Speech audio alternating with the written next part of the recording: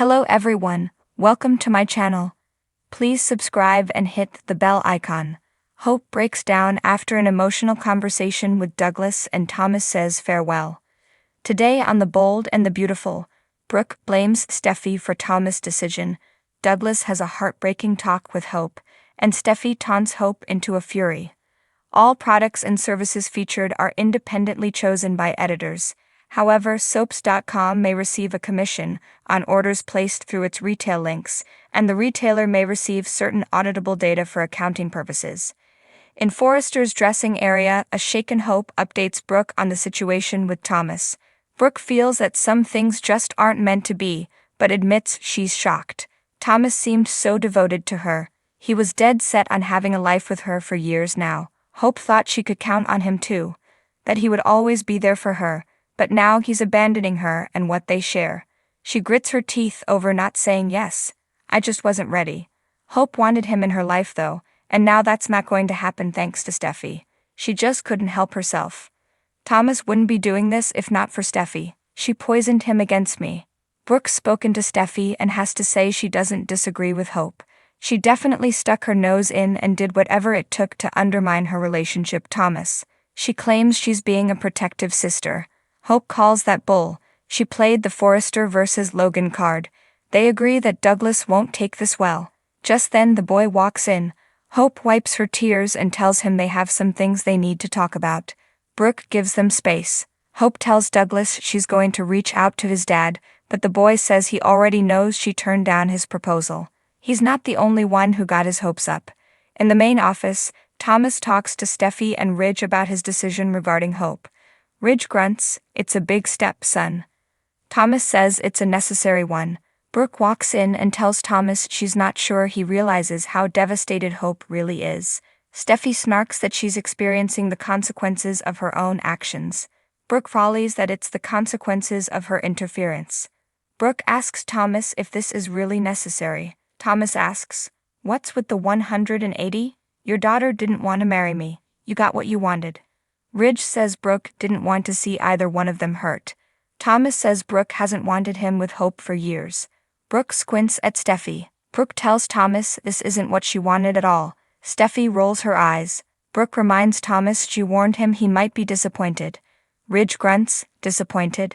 His whole world crashed around him. Steffi chimes in, "Yeah, because Hope's daughter used him," and finally Thomas came to the senses.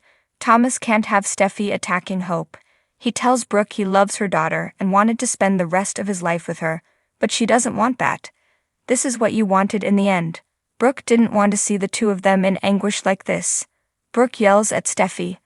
"None of this would have happened if you hadn't involved yourself in the first place." She rants about there being children involved. Douglas is with Hope right now. What's he going to do when he finds out his father is leaving his mother? In the dressing area, Douglas asks Hope why she made it seem like they could be a family. She replies, "We are a family." Douglas states that she doesn't want to get married. Hope tells him she doesn't, not today. She's not ready for that big commitment yet, but that doesn't mean she won't be ready in the future or that she doesn't want to be with his father.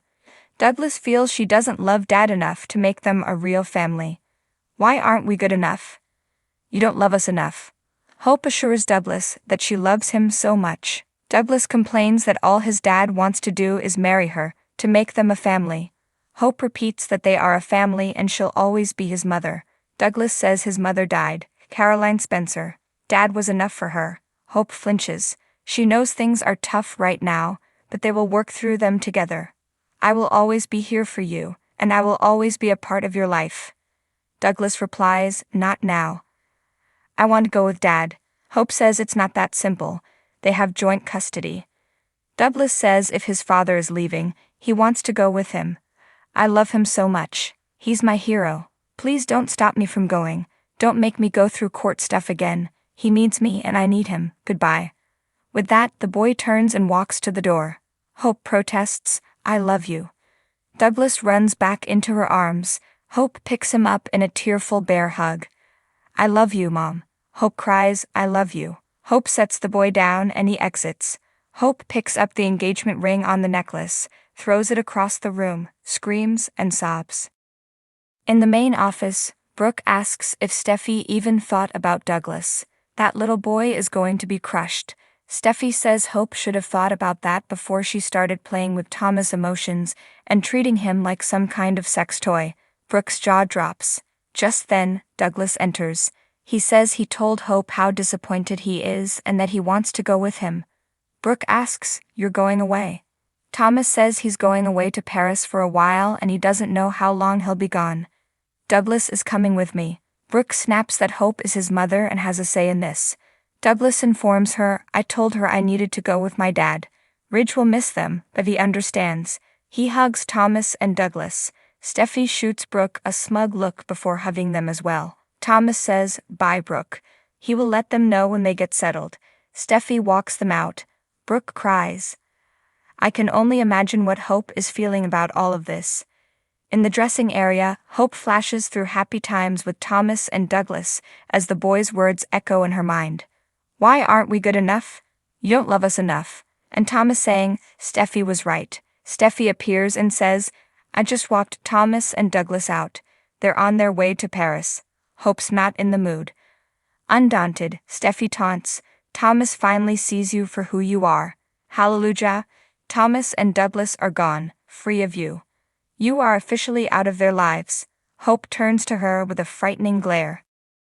In the quiet stillness of twilight, Hope stood alone by the window, her gaze lost in the distant horizon painted with hues of orange and pink. The air felt heavy with unresolved emotions, and her heart pounded in her chest, echoing the turmoil within. She had just had an emotional conversation with Douglas, a conversation that shattered the fragile facade of hope she had been clinging onto for so long. Douglas, with his piercing blue eyes and a smile that could warm even the coldest of hearts, had been her rock, her anchor in the stormy seas of life. But tonight, something had changed. His words cut through her like a knife, leaving behind wounds that seemed impossible to heal. "We can't keep pretending, Hope," he had said, his voice laced with sadness. "Things between us, they're not the same anymore. Maybe they never were." The words hung in the air like a heavy fog, suffocating her, choking her with their brutal honesty. She wanted to protest, to beg him to reconsider, but the truth was undeniable. Their once passionate love had dwindled into a mere shadow of its former self, and no amount of wishing or hoping could bring it back to life. As Hope replayed the conversation in her mind, tears welled up in her eyes, blurring her vision. She felt lost, adrift in a sea of uncertainty, with no lighthouse to guide her home. Douglas had been her North Star, her guiding light, but now that light had gone out, leaving her stranded in the darkness. With a heavy heart, Hope turned away from the window and made her way to the kitchen. She needed something to numb the pain, something to dull the ache that gnawed at her soul. She poured herself a glass of wine, its crimson liquid swirling in the glass like a whirlpool of emotions. As she took a sip, the bitter taste of the wine mirrored the bitterness in her heart. She wondered how it had come to this, how the love that had once burned so brightly between them had fizzled out into nothingness. Had they been blind to the cracks that had been forming beneath the surface, or had they simply chosen to ignore them, hoping they would disappear on their own? Lost in her thoughts, Hope didn't hear the soft knock on the door until it came again, more insistent this time. Wiping away her tears, she made her way to the door and opened it, expecting to see Douglas standing there, his eyes filled with regret.